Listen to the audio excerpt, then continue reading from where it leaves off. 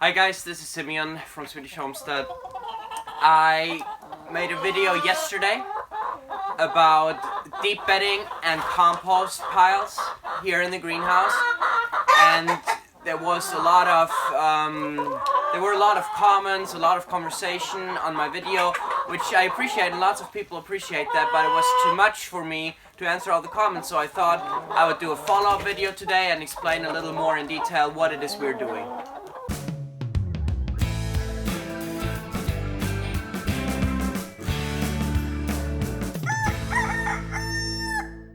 So there were many questions, but also a bunch of comments, especially about my deep bedding that I showed later on in the video. And I just want to explain to you real quick what it is we're doing and why the deep bedding is being handled differently than a compost pile. So yesterday I dug a little bit into the deep bedding and I showed the people the process of the composting. So here you can see these were all raw wood chips when I put them in here a few months ago, and the compost process has started. I also mentioned that I had hoped this process to be a little further, and the reason for that was not that I thought it was composting poorly. Oh my, those were some chickens fighting here. Let me set up the camera. Anyway, the reason for this was not that I thought this was composting poorly. The reason for that was that it is a lot of carbon and not very many chickens here. Many people commented that this deep bedding is too dry and that it needs to be made wet. Now let me explain why we don't do that and why there's a difference between this deep bedding and the compost pile.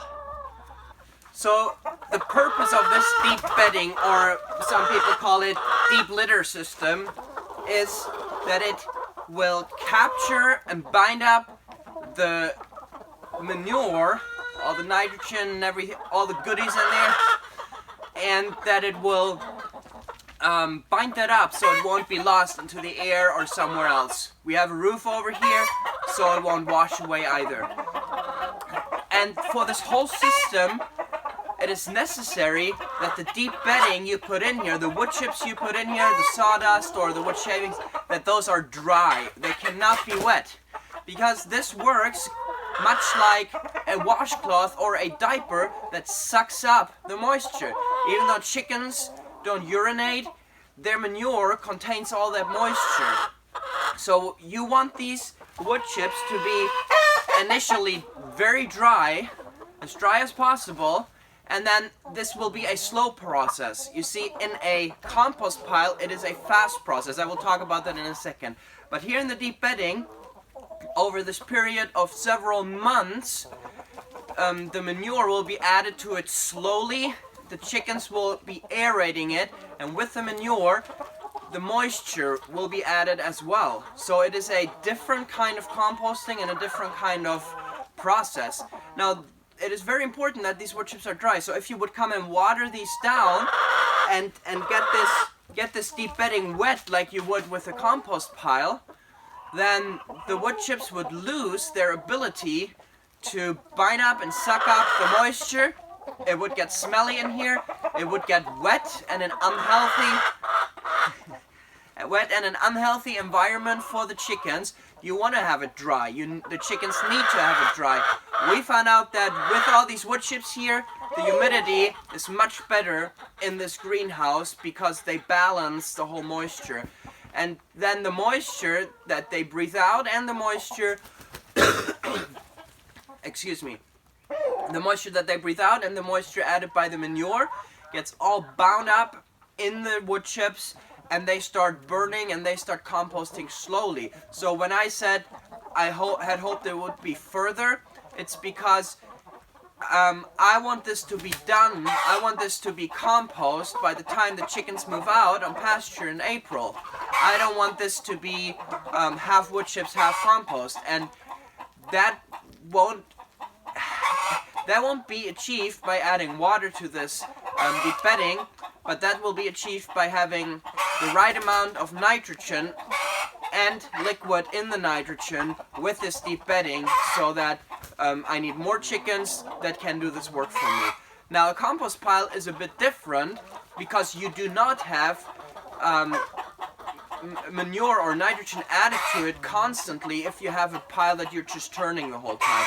So let me show you here at the compost pile that I did some work on yesterday. I'm going to pile it up now and explain a little bit.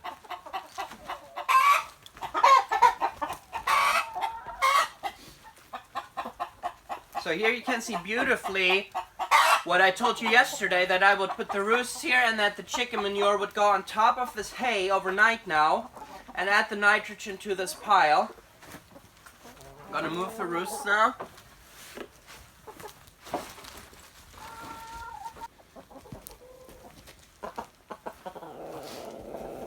So now here in this pile we have a different situation. We want this pile to be very wet, and that's what I said yesterday, that the hay on the bottom, I did it wrong. I didn't water it down first. The water never reached the bottom layer of the hay.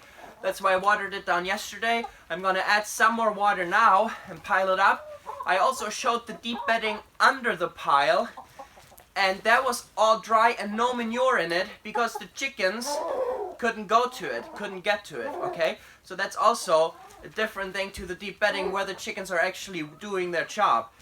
What is different with the compost pile, why you want it to be very wet and why you want to water it down, is because you don't have animals that are constantly adding their urine or their manure to the pile. So it will dry out or stay the same. And so with this pile, I'm adding about the right proportion carbon nitrogen. I will pile this up, and I need to make sure there's enough water in there, especially with wood chips. Now with wood chips hold an incredible amount of water. Richard Perkins on Richdale Permaculture, they did some testings and they found out that a cubic meter of wood chips would hold up to 700 liters. Now those of you who use feet and cubic feet and gallons, you need to do the math there, but that is an incredible amount of water on that amount of wood chips. So that is a different system that we also want to try out this year, called Biomila, where we are going to soak wood chips, and in an anaerobic environment, those wood chips will produce heat and compost when they're soaked full of water.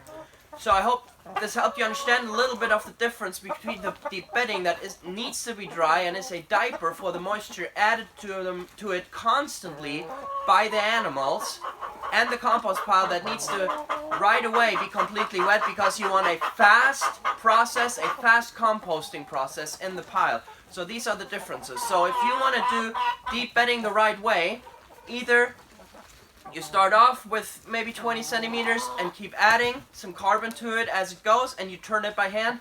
We do it that we do 30-40 centimeters of dry carbon, and you could technically use nutshells or something like that. But 30-40 centimeters of carbon, and then we make sure the chickens aerate this enough. That's why I want to add the pigs, so they can aerate the compost pile. Excuse me, so the pigs can aerate the deep bedding. Now, some people have talked about urine as well, and that works great. Personally, I don't really want to add human waste to my compost and my garden. That's why we don't do that. But urine is great, and in the deep bedding system with the cows, the cow's urine is the most valuable part of what they drop, and so you really want to capture that with dry wood chips in a dry deep bedding. And the chicken manure is so strong because all that is combined in the manure. They don't urinate. So that's it for today. I hope you enjoyed this. I hope it gave you some more insight to what we are doing and why we do it the way we do it. And also real quick, maybe this pile is a test. We will not do this again in the future.